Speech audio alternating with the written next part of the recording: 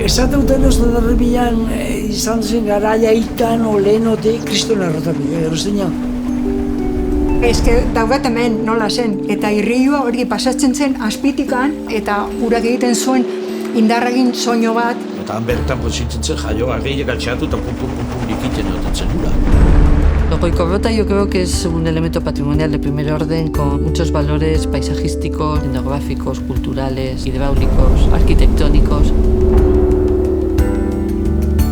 Goikorrota azken finean da Hondarribiko altxor iskutu bat. Honean jaio nintzen. Han jaio balin batzea hori da zure mundua, ez?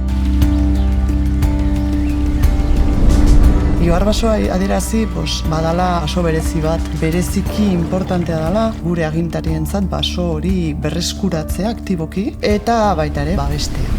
Hortik tira bardeu, ez paradisiakoa gehiago.